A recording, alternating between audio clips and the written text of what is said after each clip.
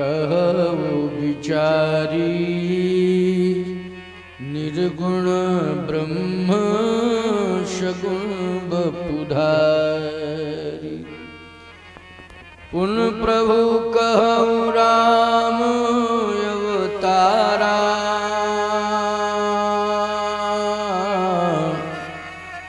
बाल चरित पुन कहु उदारा।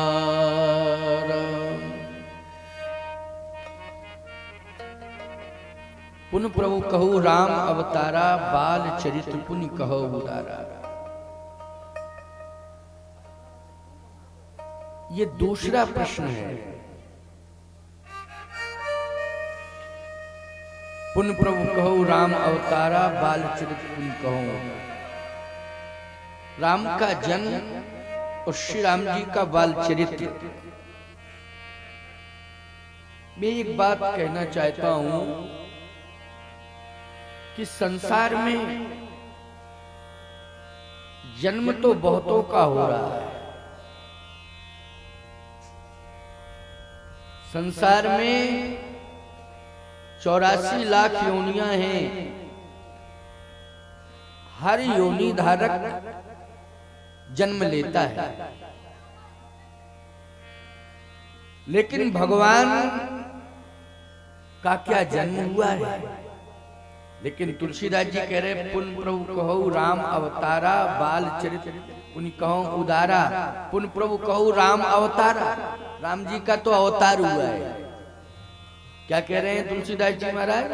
श्री राम जी का क्या हुआ? अवतार। अवतार केवल परमात्मा का होता है। अवतरण अवतरित होता है, प्रकट होता है। जीव में और ब्रह्म में क्या अंतर है? प्यारे, जीव पैदा होता है और ब्रह्म अवतरित होता है। जीव भी जगत में आता है, ब्रह्म भी जगत में आता है। दोनों का संबंध जगत में है। तो जब दोनों का संबंध जगत में है, जगत से है, जगत में ही दोनों आते हैं, तो दोनों में अंतर क्या हुआ? प्यारे, दोनों में यही अंतर है कि जीव अपने कर्मों का फल भोगने के लिए जगत में आता है और परमात्मा समस्त जीवों का जगत में आकर निरीक्षण करने के लिए आता है। जगत में क्या करने आता है? जगदीश निरीक्षण करने आता है। निरीक्षण करने वाला फलों को नहीं भोगता है। जीव फलों को भोगता है। अच्छा फल, अच्छा कर्म किया तो अच्छा फल भोगेगा, वो अच्छा फल मिलेगा उसे। यदि उसने बुरा कर्म किया तो बुरा फल उसे मिलेगा। कर्मण्येवाधिकारस्ते मा फलेषु कदाचन। कर्म जो जैसा करेगा वैसा ही फल उसे मिलेगा, वैसा ही वो भोगेगा। लेकिन परमात्मा तो निरीक्षण करने के लिए आ रहा है।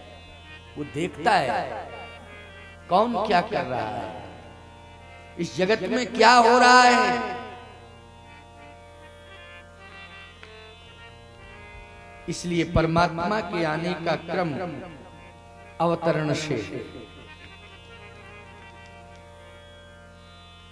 यहां तक जन्म से लेके विवाह तक का जो क्रम चला, उस क्रम में 3 विशेषताएं देखी गई हैं। इसलिए साधु संत महात्मा देवता जितने भी भक्त आदि हैं, सबने समझ लिया कि ये तो ब्रह्म है। 3 विशेषताएं देखी। पहली विशेषता क्या देखी है? 15 वर्ष की अवस्था में भगवान ने ताड़का नाम की राक्षसी को मार दिया। मैं एक बात कहना चाहता हूं कि ताड़का नाम की राक्षसी को 15 वर्ष की अवस्था में मार दिया, तो मारना कोई विशेषता नहीं है। मार तो कोई किसी को सकता है, कोई किसी को मार सकता है। 15 साल का लड़का एक हाथ में बम ले ले और पहलवान के ऊपर पटक दे, वो मर जाएगा। मारना विशेषता नहीं है, लेकिन विशेषता है वो तारना विशेषता है। मार तो सकता है, कोई तार नहीं सकता है। लेकिन भगवान राम ने ताड़का को मारा है और ताड़का को तारा है, ये विशेषता है। इसलिए कई बार प्राण हर लीना,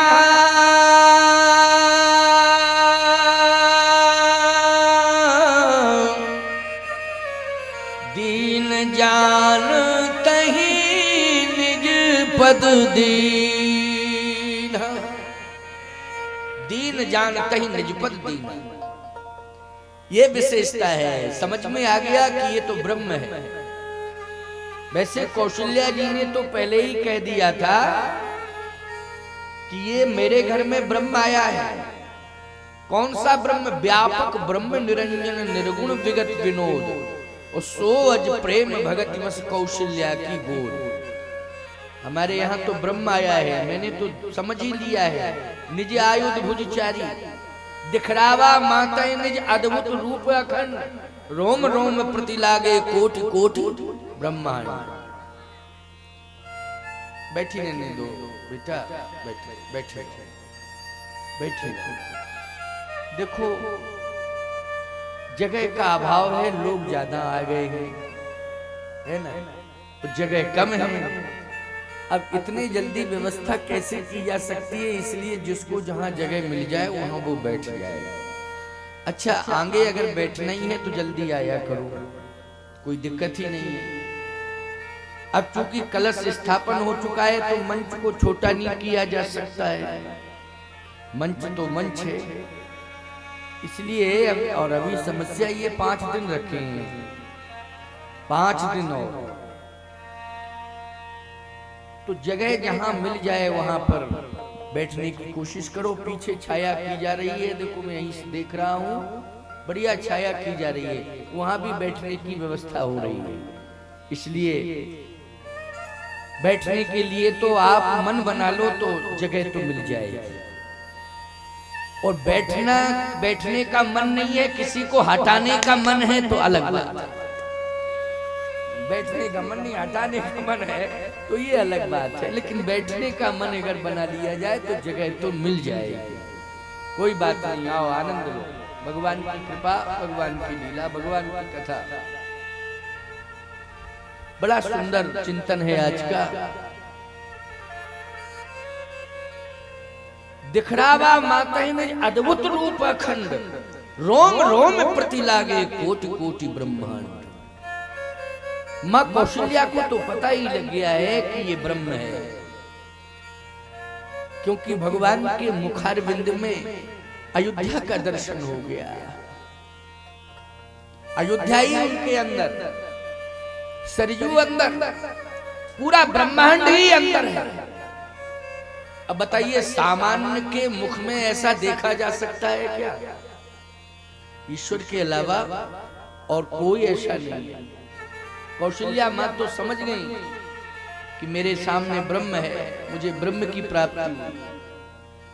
अच्छा, दशरथ जी ने भी समझ लिया था। जाकर नाम सुनत शुभ होई, जाकर नाम सुनत शुभ होई, मोरे ग्रह प्रभु सोई, मोरे ग्रह प्रभु सोई, मोरे ग्रह प्रभु सोई, मोरे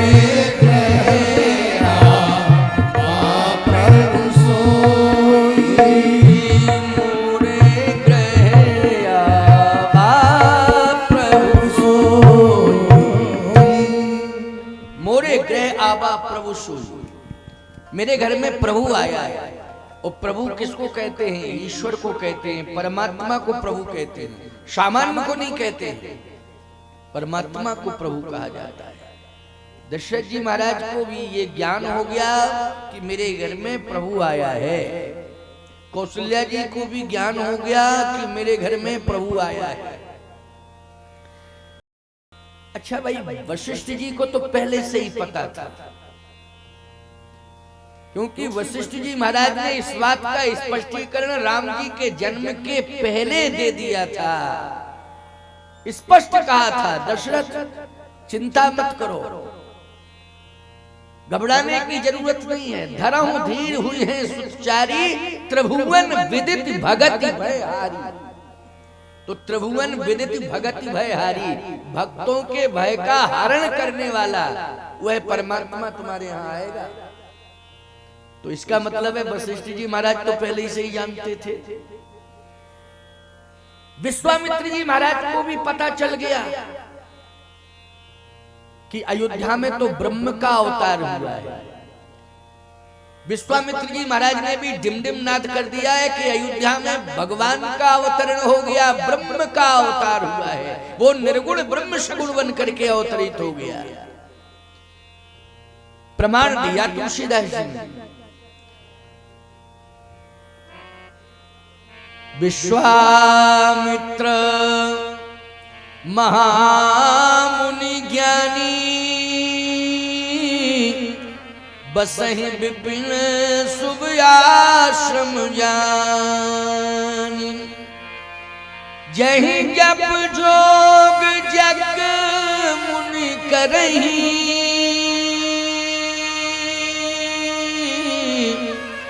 अति मारीच स्वभाव डरही। गाध तने मन चिंता व्यापी, हरि बिन मरहि लनिस चर पापी। तब मुनिवर मन कीन विचारा, प्रभु अवतरऊ हरण महि भारा। प्रभु अवतरऊ हरण महि भारा। विश्वामित्र जी को भी ये भास हो गया कि प्रभु का अवतरण हो गया। कहाँ हुआ? अयोध्या में। एक और अद्भुत बात है कि विश्वामित्र जी महाराज यज्ञ कर रहे हैं तो राक्षस नष्ट कर रहे हैं यज्ञ को, बाधाएं उत्पन्न कर रहे हैं राक्षस, और विश्वामित्र जी महाराज डर रहे हैं। विश्वामित्र जी महाराज राक्षसों से डर रहे हैं, मारीच और सुबाहु, इन दोनों से। जबकि उनमें एक बल है, तप बल। कौन सा बल है? तप बल। इतना बड़ा बल है कि एक बार अगर देख दें राक्षसों की ओर तो राक्षस ही जल के भस्मीभूत हो जाए। ये ताकत है विश्वामित्र जी महाराज। लेकिन विश्वामित्र जी महाराज मारीच और सुबाहु को भस्म नहीं कर रहे, वो डर रहे हैं। आप कहोगे महाराज जब इतनी बड़ी ताकत है, इतनी बड़ी शक्ति है, तो डर क्यों रहे हैं? उन्हें भस्म कर देना चाहिए मारीच सुबाहु को। आपको मालूम होना चाहिए, अगर मारीच को पहले ही भस्म कर दिया जाता तो लंका का विनाश होता क्या? क्योंकि सीता जी का हरण हुआ है मारीच के माध्यम से। जब मारीच माध्यम बना तभी सीता का हरण हुआ, और यदि सीता का हरण नहीं होता तो रावण का मरण नहीं होता। बोलो भाई। अरे रावण को खोजने की जरूरत क्या थी? रावण तो जनकपुर में ही आ गया था। क्यों भाई, आ गया था कि नहीं आ गया था? अगर मारने वाली बात होती कि रावण को मारना ही है तो जनकपुर में भी तो आ गया था रावण, जब धनुष यज्ञ हो रहा था। धनुष यज्ञ में रावण पहुंचा था, रावण बाण छुआ नहीं चापा। रावण भी पहुंचा, बाणासुर पहुंचा, लेकिन कहीं किसी भी प्रकार की कोई विरोधात्मक प्रतिक्रिया नहीं हुई। सीधी सी बात यह है कि रावण को मारना तो है, लेकिन रावण का अपराध सिद्ध हो, और अपराध सिद्ध करने में अहम भूमिका मारीच की रही। इसलिए लीला का विस्तार होना है, इसके लिए भगवान राम ने सबसे बड़ा पात्र चुना है मारीच को। अच्छा बोलो, भगवान की लीला का पात्र अगर कोई मार दे, उसको नष्ट कर दे, तो भगवान को कैसा लगेगा? जल्दी बताओ कि हमारी लीला ही फेल कर दी तुमने। हमने तो पात्र चुने थे और तुमने जाके उसको मार दिया, तो हमारी लीला कैसे पूरी हो? जो रामलीला करते हैं, अगर कोई पात्र जो है अभिनय करने वाला, कोई पात्र अगर बीमार पड़ जाए, तत्काल बीमार पड़ जाए, तो उसके सामने समस्या पैदा हो जाती है कि अब आज की लीला कैसे पूरी होगी। और मेन पात्र बीमार हो जाए तब तो बड़ी समस्या आ जाए, बहुत बड़ी समस्या आ जाए। इसलिए भगवान की लीला का ये पात्र है मारीच। क्या है? पात्र है। इसकी राम जी को आवश्यकता है, इसलिए भगवान राम ने सबसे बाद में मारा इसे। क्यों भाई, मारा कि नहीं? पहले नहीं मारा इसे, बाद में तो मारा है, लेकिन पहले नहीं मारा। विश्वामित्र जी महाराज कैसे मार देते मारीच सुबाहु को? क्योंकि ये मारने वाला संकल्प तो लिया है भगवान ने, परमात्मा ने। निश्चर ही न करो मई भुज उठाए पुन कीन, सकल मुनन के आश्रमन जाए जाए सुख दीन। अच्छा, इसमें दूसरा भाव एक और है। क्या? बोले मारीच सुबाहु रामचरितमानस में प्रतीकवाद है। कौन सा पात्र किसका प्रतीक है, इसको कहते हैं प्रतीकवाद। कौन सा पात्र किसका प्रतीक है, इसको प्रतीकवाद कहते हैं। तो मैं आपसे पूछना चाहता हूं, समझना चाहता हूं, दशरथ जी किसके प्रतीक हैं? वेदो दशरथो नृपा, साक्षात वेद है, वेद के प्रतीकमान मूर्ति है।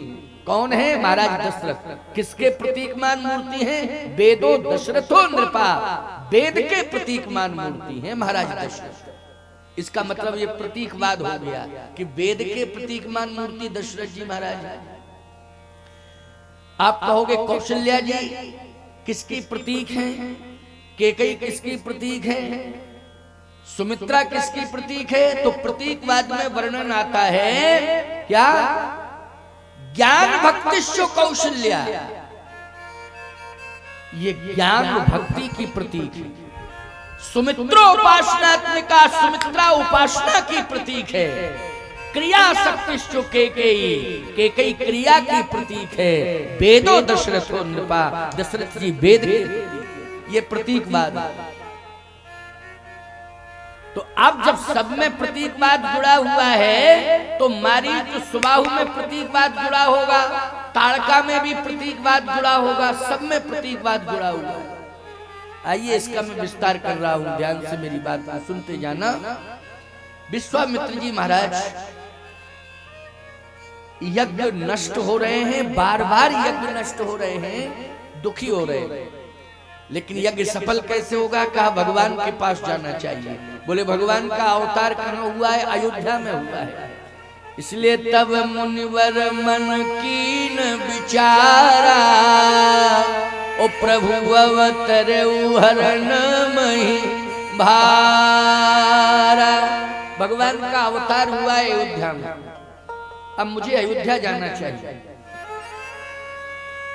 सावधानी से सुनना, भगवान को पाने के लिए जाना चाहते हैं। भगवान को जो प्राप्त करना चाहेगा वो किस विधि से प्राप्त कर सकता है? आज के प्रसंग से ये प्रेरणा लो, ये कथाएं आपको प्रेरणा दे रही हैं। किस विधि से भगवान को प्राप्त किया जा सकता है? कौन सी विधि से? अभिमान का त्याग करें आप तो भगवान के पास पहुंचेंगे। यदि अभिमान आपके जीवन में बना रहा तो भगवान आपसे दूर रहेगा। अभिमान का त्याग आपने यदि कर दिया तो भगवान आपके पास आ जाएगा या आपको अपने पास बुला लेगा भगवान। ये विशेषता है अभिमान।